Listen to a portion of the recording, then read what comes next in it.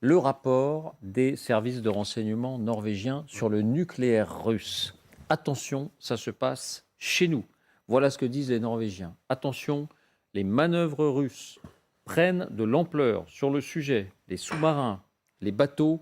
Or, le nucléaire a pris une importance vitale pour la Russie à mesure que son armée conventionnelle rencontrait des difficultés. Voilà ce que dit ce rapport. On va en voir l'essentiel. Voici les indispensables avec Fanny Veil.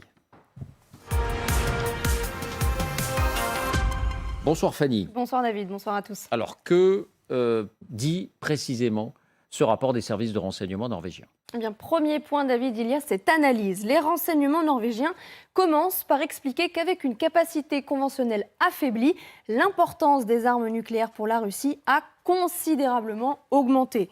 En clair, Moscou est de plus en plus dépendante de ces armes pour intimider l'Occident. Deuxième élément, et c'est ce point qui retient évidemment l'attention, la Russie met l'accent sur sa menace nucléaire, en particulier, vous l'avez dit, via sa flotte du Nord, la plus puissante des flottes de la marine russe. Et ils écrivent plus précisément, ces renseignements norvégiens, une partie clé des capacités nucléaires est située sur les sous-marins et les navires de surface de la flotte du Nord. Ces armes nucléaires constituent une menace particulièrement sérieuse. Les yeux et les oreilles des renseignements norvégiens se concentrent sur cette péninsule Kola. On est tout au nord-ouest de la Russie, à la frontière, vous le voyez, avec la Finlande et avec la Norvège. Et c'est ici, à quelques kilomètres de ses voisins scandinaves, que se trouve le quartier général de cette flotte du Nord russe et ses nombreuses bases.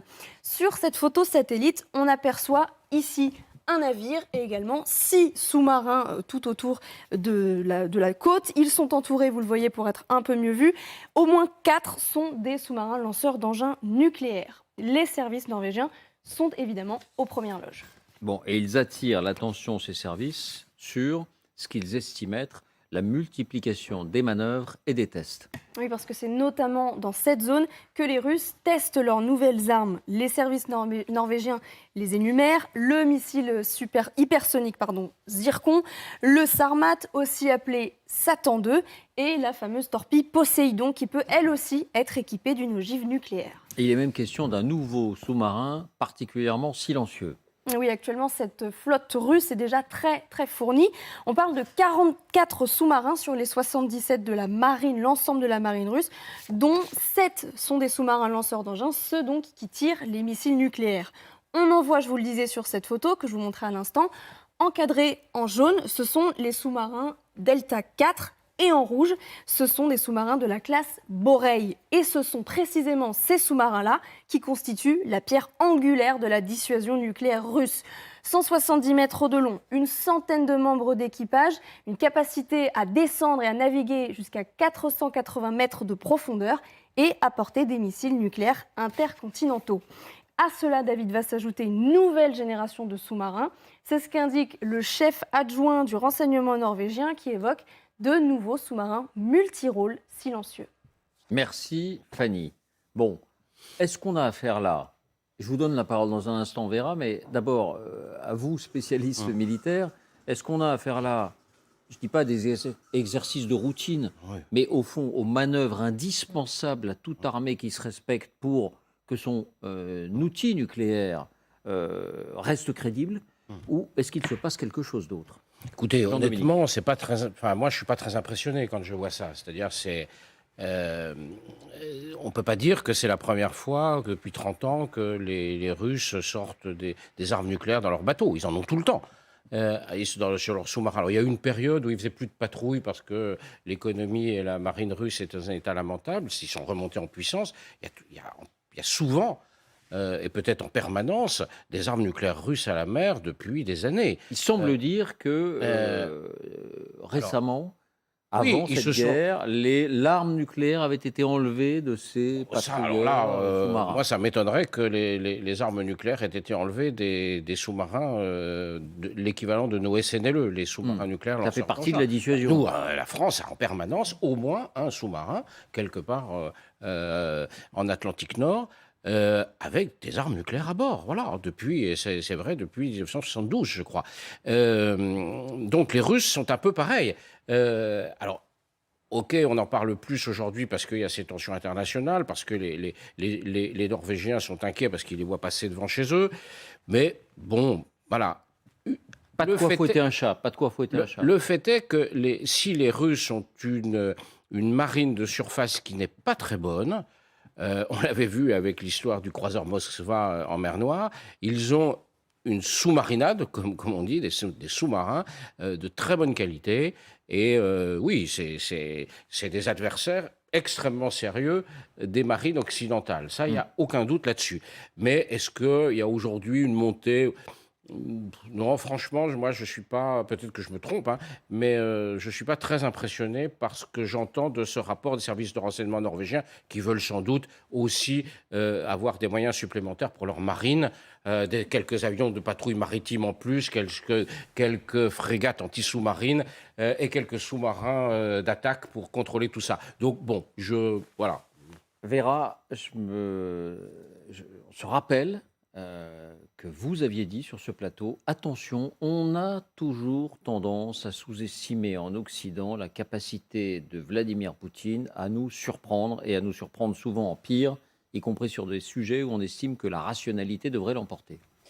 Oui, exactement. Et à mon avis, c'est une des preuves aussi que le sujet du nucléaire reste à l'agenda du Kremlin. Il est là depuis le début de la guerre. On se souvient, juste, à mon avis, 4 jours après, même 3 jours après le début de la guerre, Poutine a commencé à menacer avec l'arme nucléaire. C'est effectivement une des options, à mon avis, qui, malheureusement, elle peut utiliser. On ne peut pas exclure ce risque. On peut parler de la irrationalité, du fait que ça peut lui apporter plus de problèmes, mais on ne peut pas exclure complètement.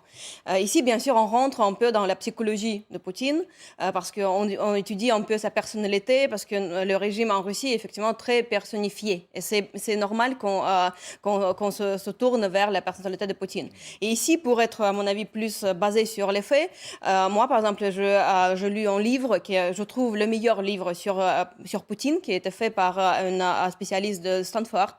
Elle s'appelait Fiona Hill. Elle est allée en Russie à plusieurs reprises. Elle a interviewé personnellement Poutine. Et son livre, je trouve que c'est une très bonne analyse de sa personnalité, parce que là-bas, elle raconte que dedans Poutine, il y a 6 personnalités. Il y a 6 masques. 6. Il y a 6 Poutine. 6 Poutine, voilà, 6 masques de Poutine. Voilà, bien sûr que la personnalité la plus importante, c'est l'agent de KGB. C'est la base. Après, il y a l'entrepreneur, il y a aussi athlète, il faisait du sport. Voilà. Et donc, Fiona Hill, à mon avis, il a fait une des études les plus approfondies, les plus basées sur les interviews, sur les témoignages des gens qui ont travaillé directement avec Poutine. Et donc, quand on l'a demandé tout au début de la guerre, elle, comme spécialiste sur la personnalité de Poutine, est-ce que Poutine osera d'utiliser l'arme nucléaire? Elle a dit que, elle a dit en anglais, je vais traduire, elle a dit que si vous, en quelques moments, vous demandez est-ce que Poutine osera-t-il faire ça ou ça, répondez toujours oui. Voilà. Et ça, je trouve que... Il ose tout. Il ose tout. Il est toujours dans la logique d'escalade. Maintenant, à mon avis, ce qui se passe près de Norvège, d'après ce que j'ai compris, ces sous-marins ne sont pas sortis là-bas depuis 30 ans, comme ça. Donc, c'est quand même quelque chose de nouveau, je dirais, dans l'histoire russe nouvelle. Mais à mon avis, c'est aussi un signe effectivement de l'offensive que le Kremlin prépare, parce que ça peut être un appui au cas où, comment menacer, parce que c'est un petit signe que, si quelque chose se passe, il y a déjà des sous-marines préparés. Nous sommes prêts. Nous sommes prêts. C'est un petit, à mon avis, signe par rapport à l'offensive que le Kremlin prépare. Catherine ? Mais c'est sûr que, vu le contexte, tout ce qui concerne le nucléaire russe ne peut qu'impressionner et inquiéter les Norvégiens en premier lieu et toute la communauté occidentale en toute logique. Mais effectivement, à partir du moment où l'offensive russe a déjà été lancée, ça peut être le signe, comme le dit Vera, que non seulement il y a une offensive sur le terrain, mais n'oubliez en effet jamais que la Russie, en termes de puissance nucléaire, est particulièrement développée dans tout ce qui concerne la flotte et les sous-marins. Donc ça peut être un double message de Vladimir Poutine. Et effectivement, le nucléaire... pour les Russes, c'est une force d'emploi, donc comme son nom l'indique, on peut l'employer, nucléaire tactique, alors que pour les Occidentaux, c'est uniquement stratégique, on l'a déjà expliqué à de nombreuses reprises ici. Donc en tout cas, c'est un message envoyé par la Russie. Est-ce que ça veut dire que Vladimir Poutine va demain utiliser le feu nucléaire? Évidemment, souhaitons-le sûrement pas, mais c'est une petite piqûre de rappel, comme il le fait régulièrement, pour qu'on n'oublie pas que c'est la grande puissance à laquelle qu'il dirige actuellement et qui ne veut pas lâcher l'Ukraine. Alors Pierre, la parole à vous. Depuis le début du conflit, vous insistez sur l'aspect gesticulation à propos du nucléaire, de Poutine et de ceux qui l'entourent. Est-ce que vous voyez là, dans ce qui se passe, une nouvelle gesticulation, peut-être l'affirmation que nous sommes prêts, donc tenez-vous-le pour dit, nous sommes prêts à mettre notre menace à exécution si besoin? Moi, je partage vraiment le point de vue qu'a exprimé Jean-Dominique tout à l'heure. Et il faut savoir aussi que les Russes sont très bons en matière d'intoxication. C'est-à-dire qu'ils peuvent parfaitement monter des scénarios en se mettant sur des canaux qu'ils savent écouter par les services norvégiens ou autres, et avoir des échanges intenses entre amiraux en disant voilà, le président Poutine a demandé que le zircon soit dorénavant mis en dotation sur tel bâtiment, etc. Il a déjà fait ça au moment de la guerre de Crimée, en faisant intercepter volontairement des conversations de généraux russes sur l'utilisation possible par Poutine de l'arme nucléaire si les Occidentaux s'opposaient à l'annexion, enfin l'invasion et à l'annexion de la Crimée. Donc on peut avoir aussi cela. Alors il faut prendre tout cela au sérieux, il faut regarder, c'est pas un plaisantin, il l'a montré, mais je pense qu'il y a une part d'intoxication. Et par ailleurs, dans le rapport de la Norvège, je ne dis pas qu'il y a une confusion, mais il faudrait regarder très près entre ce qui est les sous-marins nucléaires, lanceurs d'engins, le cœur vraiment de la dissuasion nucléaire stratégique. Et normalement, on ne voit pas ces bâtiments. Ils sortent très discrètement, ils sont après plantés au fond de l'eau, ils ne bougent plus.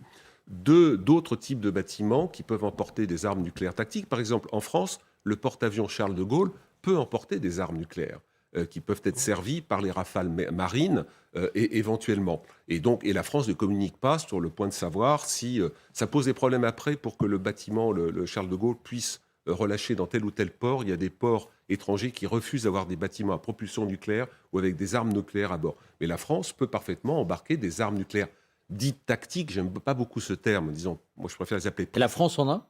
Oui, bien sûr. La France a absolument des bombes nucléaires de champ de bataille, comme on dit. Non. Nous, on n'utilise pas de... pas d'armement tactique. Non, c'est-à-dire que si vous voulez, tout ça, je les appelle pré-stratégiques. Ils restent dans la logique française de la non-utilisation de l'arme nucléaire pour dissuader absolument tout adversaire possible. Et la France se refuse à utiliser n'importe quel type d'arme nucléaire comme de l'artillerie de champ de bataille plus ou moins important. Et donc, elle a des armes nucléaires stratégiques avec une capacité de destruction considérable, et elle a des armes, des armes nucléaires plus petites, que j'aime pas appeler tactiques, parce qu'il y a d'ailleurs... 300 kilotonnes, c'est quand même 5 fois Hiroshima. Hein. Oui, ça reste du lourd, mais c'est plutôt du pré-stratégique, entre guillemets, qui pourrait servir d'ultime avertissement vis-à-vis d'un adversaire qui menacerait les intérêts vitaux de la France, et la France en a. Et on ne communique pas tous les 4 matins, la France ne dit pas on en a mis sur le porte-avions, on en a mis ci, ça. La seule communication qu'on a eue un peu discrète, c'est le fait d'avoir dit au début du conflit qu'on avait 2 sous-marins nucléaires lanceurs d'engins à la mer. Est-ce qu'on l'a vraiment dit? Est-ce qu'on l'a vraiment dit? Deux, ah oui, deux, ça arrive. Mais Jean-Dominique et moi, on pensait très fortement qu'il y en avait 3 sur les j'ai jamais su. Mais je crois que c'est le Télégramme de Brest qui a l'habitude d'observer et qui a ses sources d'informations avec les familles des marins sans doute, mais que l'armée française elle-même n'a jamais rien dit sur les manœuvres de ces porte-avions, de ces sous-marins. Et là, vous avez le marronnier nucléaire de Poutine qui régulièrement, fait passer le message subliminal. C'est vrai qu'on est vraiment nul sur nos armées conventionnelles, qu'on se fait ramasser régulièrement, etc.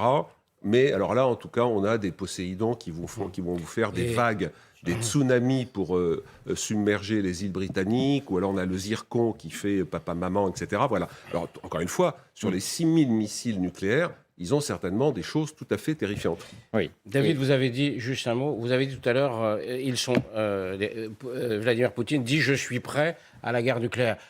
Oui, nous aussi. Nous aussi. Tout le monde, par définition. On se retrouve dans une logique de dissuasion qu'on connaît depuis avant quasiment notre naissance. Donc, c'est pas... Merci la 4e République qui a initié le programme nucléaire, et merci Charles de Gaulle.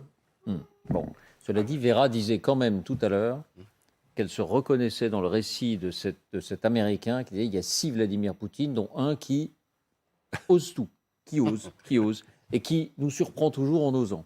Mais là, on ne va pas s'aventurer sur les considérations psychologiques. Merci beaucoup Pierre, Merci, David. c'était un plaisir